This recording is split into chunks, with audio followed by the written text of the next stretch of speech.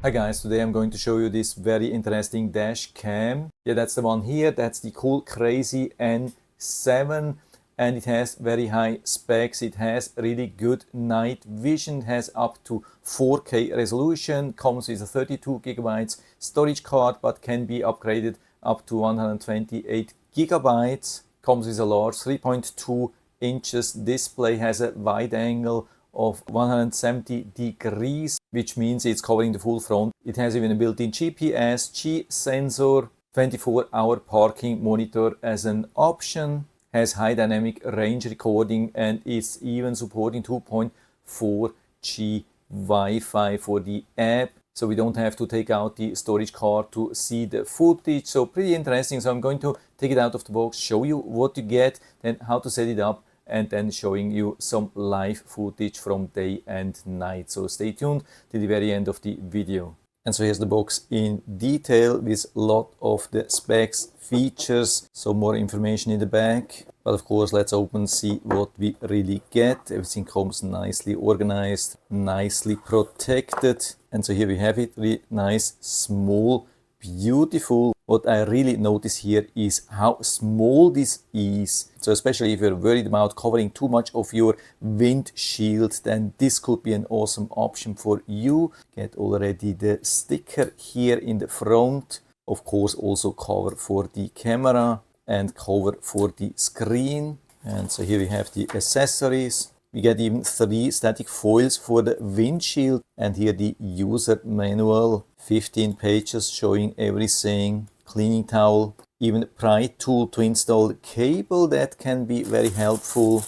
And then we get the power supply, standard 12-volt cigarette lighter port. What I like that we have modern USB-C instead of micro USB, very long cable, and the micro SD card is already inserted. I just wanted to show you that. Of course, you don't have to take it out. The good thing, of course, we can power it with any USB-C cable. Push it just here inside, and then it turns on automatically. Here underneath we have the 4 buttons, left, right, or up and down. We have the OK and we have the menu. So shouldn't be too complicated. So let's change the language to English and then press OK. We select the time, we select the time zone, select the year, month, day, the time, and if you want to use 24-hour or 12-hour, AM, PM. So it looks like the time was already perfect. And so we hit the M button and then the arrow to the right side, and we confirm with the OK. And I think that's already it. Of course, now we need to format the microSD card. Use the button to the right side, confirm. Yeah, that was very easy, straightforward. Goes automatically now into recording, but of course we have a lot of options with the M button.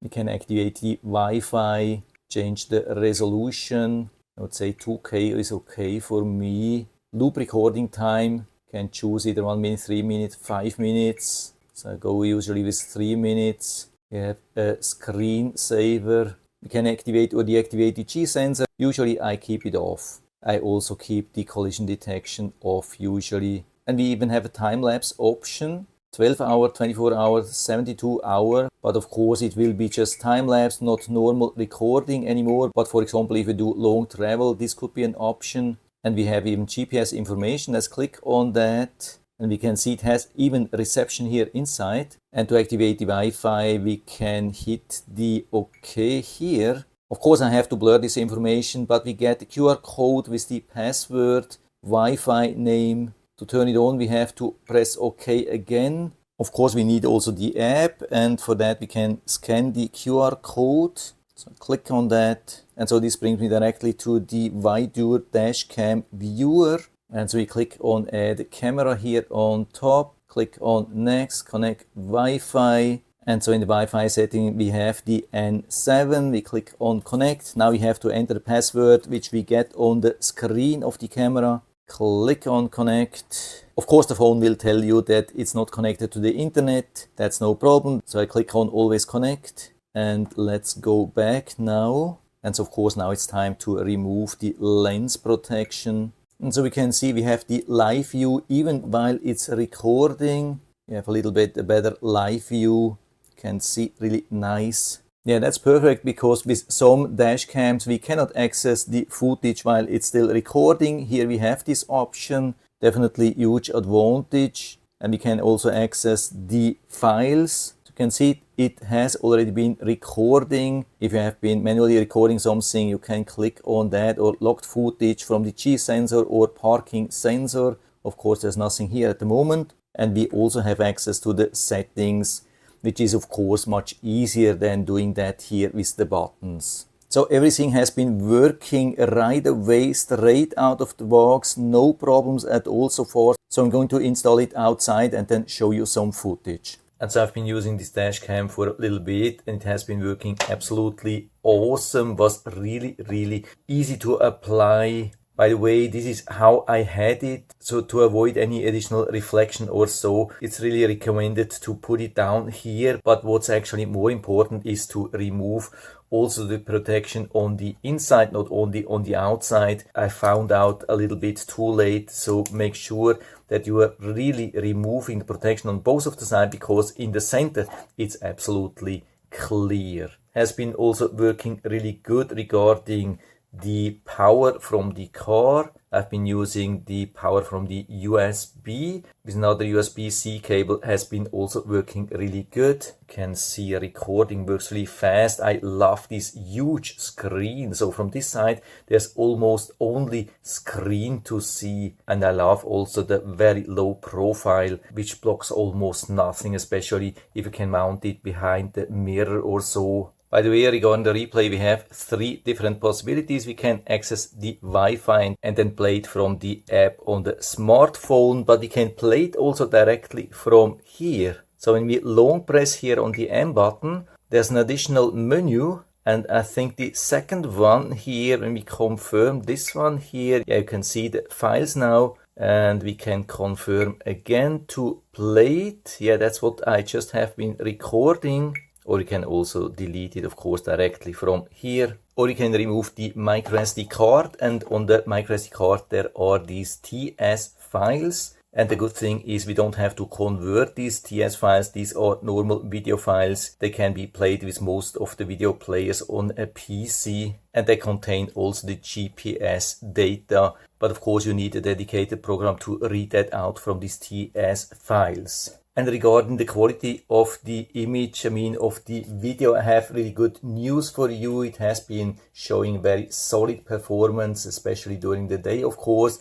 What's important is that it has been also showing really great footage when we are driving in really difficult conditions, for example, towards the sun, where a lot of dash cams are having huge problems. Here, absolutely no problem. Also awesome quality in twilight. I've been recording some footage even a little bit after sunset, where it has been already pretty dark, but on the camera it looks pretty much like still normal daylight. So it looks like it has very good lenses and a highly sensitive sensor inside. And also the footage during the night looked really good, absolutely awesome. You can read all the signs, you can read all the license plates if you're close enough, but of course I can't show you that here. So in general we have really sharp, good video with really good wide dynamic range, decent colors, maybe not perfect colors in all situations, but really good. And it has also a really good microphone built in. So I've been testing that, and it has been recording my voice really nice and clear. Microphone test 1 2 3 4 5. Microphone test 1 2 3 4 5.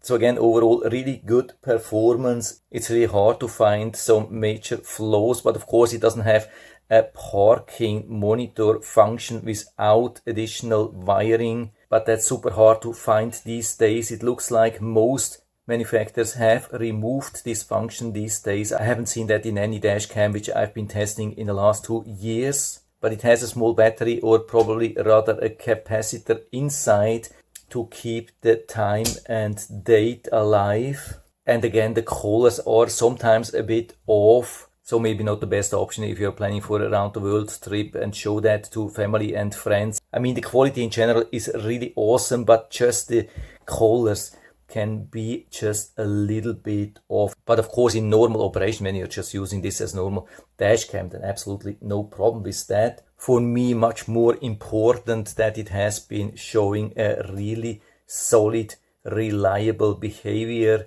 A lot of dash cams can cause a lot of troubles, especially Wi-Fi dash cams. Sometimes connecting with the app can be super complicated, unstable or so. That has never been the case here. And again, of course, what I really liked here is that it's super small and beautiful. And so if you're interested, I'll put down the link to the Amazon listing down into the description so you can check it out and order one for you if you like it. And I hope I've been able to help you a little bit with this video. If you have any questions or comments, just write to the comment section below and I'm always happy to talk about these things. And if you liked the video, give me a thumbs up, subscribe my channel. Thanks for watching. See you next time.